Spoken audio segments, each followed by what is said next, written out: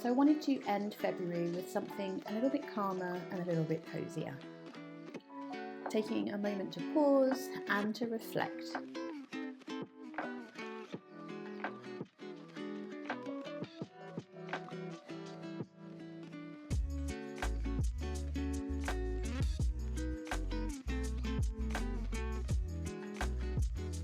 This month, the month of love, has certainly felt like a really good opportunity to reignite our passion and our love of crafting and overcoming some of those challenges we all face during our crafting process. Those moments when it doesn't look so easy and things get a little bit on top of us, it's really easy to forget why we craft and why we crochet.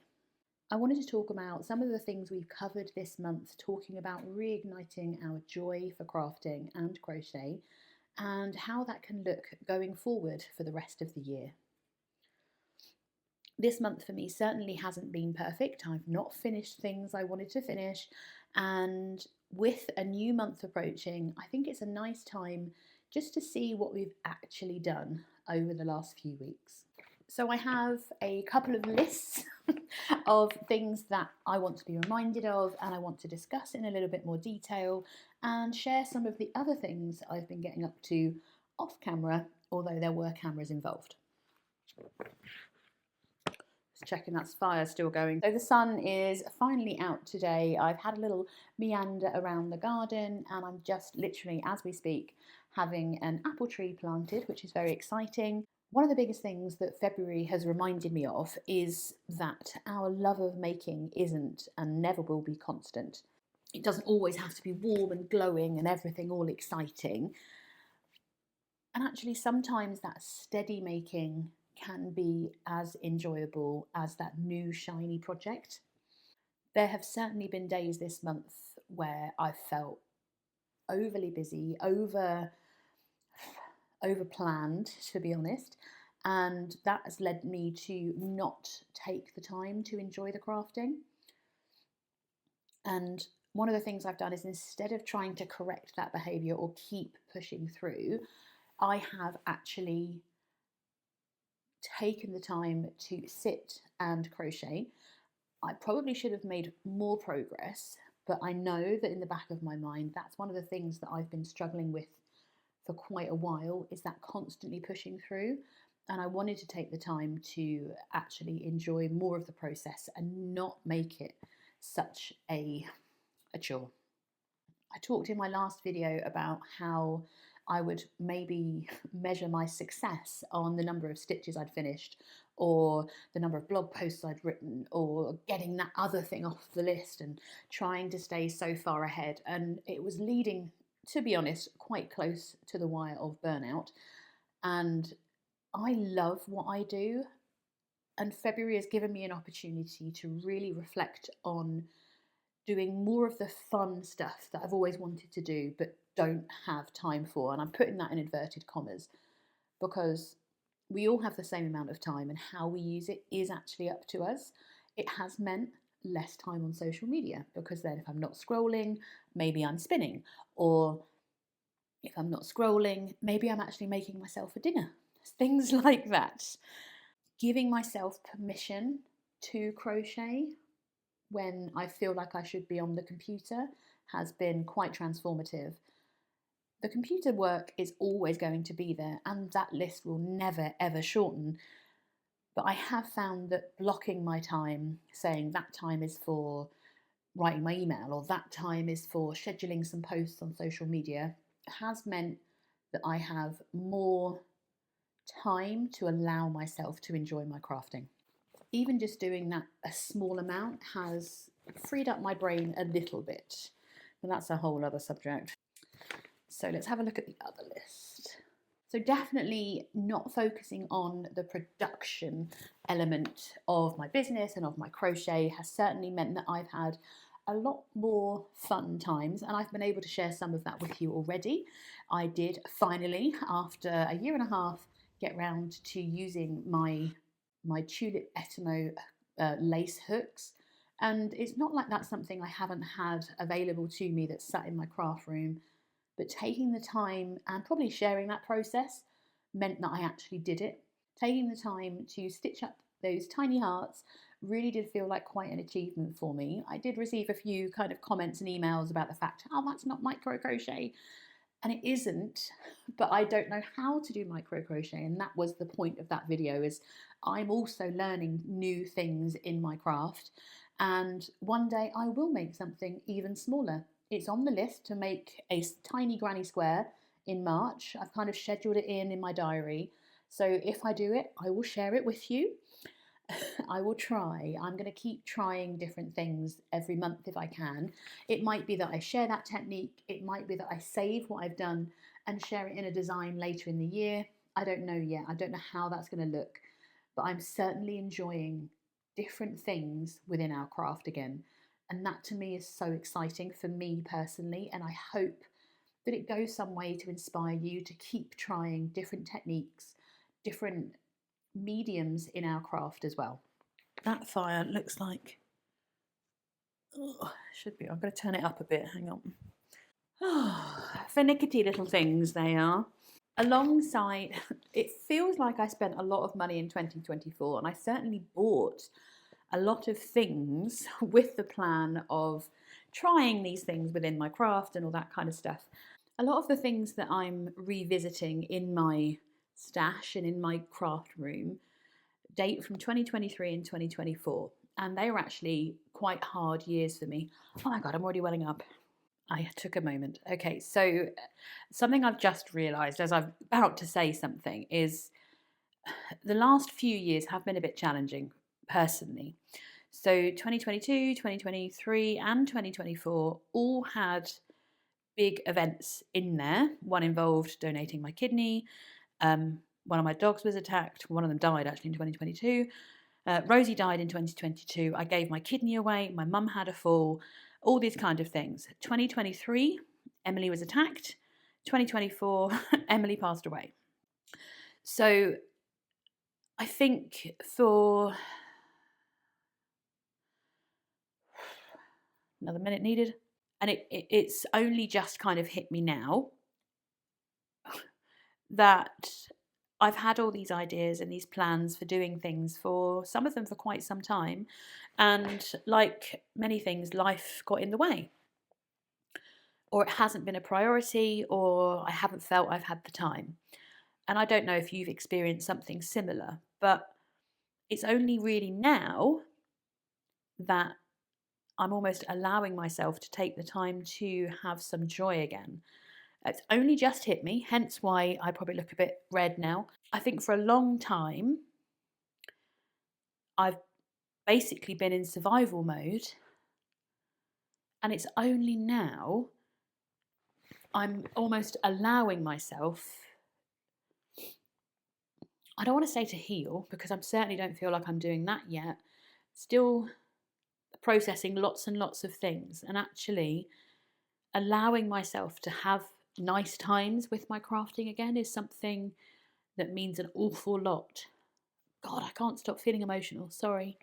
So, on to the happier moments of this month. At the Summer Wall Show in 2024, I purchased quite a few things, and the most expensive thing I bought on a whim was an e-spinner, electric spinner. Only a little tiny one, it's called a Nano 2.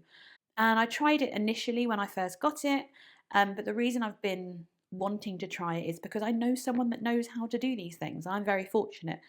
I wanted to join the guild, I wanted to do all these kind of things, and I haven't ever had the time or made the time. Right now, I'm not looking to join another group or anything like that. I have my own crafting group, and I'm very fortunate that I have a lot of friends that craft as well. One of those good friends is Faye. Now, Faye and I took some time one weekend earlier in February to try and help me make my first ever skein or hank of yarn, and we actually did it. I have lots of behind the scenes footage of me spinning from that day. It's only about 3 hours out of a Saturday, and it's ignited something in me that I've not felt in a long time. I don't know if it's because I'm learning something, but I can't tell you how much joy that session of spinning and producing something felt. It was so uplifting. And on 3 other occasions this month, I have got that spinning wheel back out and kept spinning some yarn. I do have a little project. Faye's been very kind enough to gift me some of her fluff, and I've spun that, and that's ready to go. My machine has a lot of limitations. It's not quite strong enough to ply yarn, so I've booked Faye in for the end of the month, probably next weekend, to come and help me ply what I've spun, with the view to eventually make another hank of yarn and wash it and use it. I think when you wash it, you set the twist or something. I don't know a lot about it. All I know is that I am enjoying it. I even took my e-spinner to the yarn show I did last weekend, over Valentine's weekend, just in case I had a spare few moments on my stand to spin. And I did, and I was going to film. I was half set up, and unfortunately it brought the crowds. People were quite intrigued with what I was doing. So I think for me, February has definitely been a month where I've allowed myself to enjoy my craft again and allow myself the opportunity to relax a little bit as well. I don't know I'm holding this because I'm not learning anything from that. Oh, we've just moved everything. Okay, try that again. Because I am cold, cold, cold. Oh, hotter. Needs to be harder. Isn't this just the sexiest glove? So something that has been on my mind a lot, following on from all the other dealings, is I used to look after my mental health a lot better than I do currently. And obviously, I'm sure the last few years have helped with not doing that. But I really want to get back into that habit of taking care of myself. And that involves a skill I used to use in my previous job. They used to have a book called Find Your Happy. And actually, I really embraced that when they introduced that element of their program. If you know, you know. And one of the things was that they encouraged us to do was to practice gratitude. And I really found that with the spinning, it gave my brain a little bit more time to just stop and think. Dealing with the last couple of years, I will be honest enough to say that I have almost tried to stop my brain thinking too much because there's just been a lot to deal with, etc., etc. Now I'm lost. So in doing the spinning, it was almost a form of meditation for me. I could not do anything else and just focus on spinning the yarn. It has meant that perhaps progress has not been as quick as I would like on this blooming sweater, but progress is being made, and I'm at the point where I can grade the other sizes and get it out ready for testing. I'm still aiming for a April-ish release with this sweater because it's going to be so perfect for spring, and I'm so excited. I mean, it's today is possibly the first day and the driest day we've had in a long, long time, and it does just make you feel that the season change is coming, which is so exciting. I'm digressing, I apologise. So the reason I'm having a bit of a slow day today and chilling and just spending some time with my crochet is because I was very luckily over Valentine's weekend I went to vend at a yarn show. I was at the show last year doing my workshops, and this year I had just a stand. Because I go to a lot of my shows on my own, I don't always have someone that can allow me to leave the stand for long enough to host a workshop. So this year is a little bit different in that I'm not hosting as many workshops at shows. So the Northwest Winter Wool Festival was held at the Norbreck Castle Hotel in Blackpool. It was a unique venue. The outside is quite literally shaped to look like a castle, which is amusing. I imagine back in its heyday it was wonderfully glorious and probably all cream and bright and stood out against the blue skies of Blackpool. This weekend, however, it was very much wintry, with the brownest sea I've ever seen. The grey sky was bluer than the brown water of the sea in Britain, which is a shame because the British coastline is actually phenomenal, and I would highly recommend, if you don't live here, to come and see how glorious our beaches can be. Blackpool is synonymous with, most recently, it's suffering a bit of a rundown. It's definitely it's definitely considered a deprived area when you compare it to cities and things like that. But it's actually quite nostalgic, and I feel that the Norbrook Hotel is a little bit dated, and as a result looks not as good as it could, as it probably did in its heyday, which is fine. You know, it happens to the best of us. I certainly don't look my best as I'm aging. Anywho, the event itself was wonderful. I really didn't get a lot of footage. My stand position was on the end of an aisle, so I wasn't really near. I didn't have a lot of vendors to chat with or other small businesses to chat with during the show, and I kind of kept myself to myself during the show days and got on with starting up a new design, and I did a little bit of spinning. But the joy I had chatting to so many of the visitors and customers and hearing feedback was just soul affirming. It really was.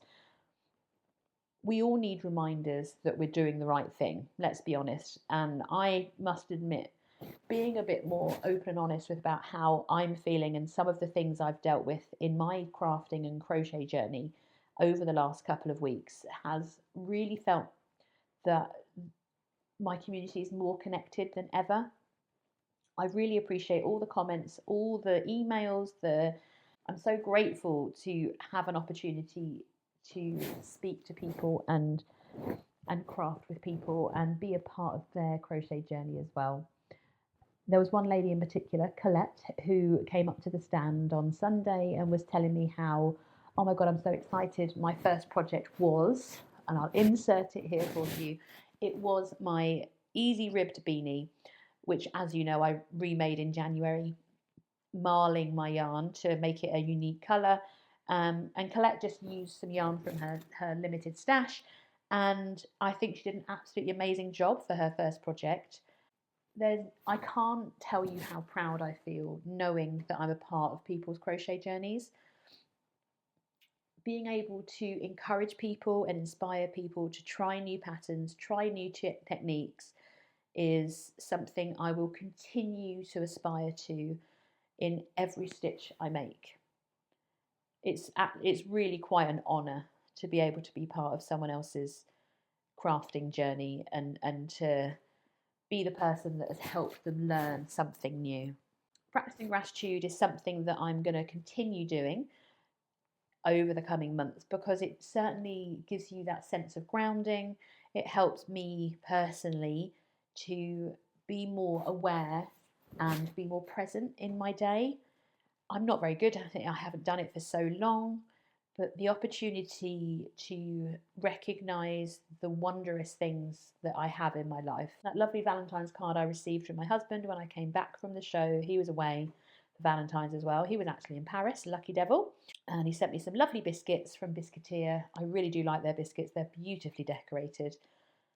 Another thing I'm really grateful for today is to have this blooming wood burning stove because even though the sun is out, it is still incredibly chilly. So my excuse for not having much footage of the yarn show is 100% because I was living my best life, as people might say, and was literally chatting too much to be aware of getting the right shot. I even missed out on opportunities to chat to Amora. Amora loves yarn because she was so quick. So I didn't get a chance to chat to her, unfortunately. Hopefully we'll catch up at the next yarn show.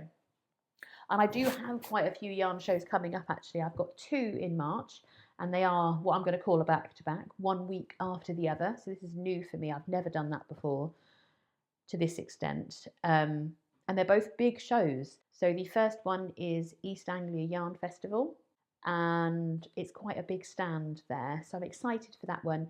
The next one is Textiles. Textiles. I've given away 5 pairs of tickets for that show over on my Instagram. I can't wait to see those people at the show and hope they have a lovely time. I'm quite nervous for that one. It's going to be a little bit different. So that event organizer allows pattern designers there alongside the sale of hand dyed, hand spun, and natural fibres. I don't sell a lot of natural fibres. I have been taking some cotton with me to the shows, mainly because I have an excess of stock because I bought something wrong.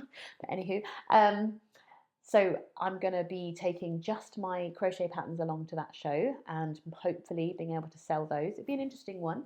I do enjoy selling the crochet cardigan kits and the shawl kits, but we'll see. We'll see how that one goes. It's working out to be quite a pricey show because it's obviously in a city centre, much like the Knit and Stitch show is in London.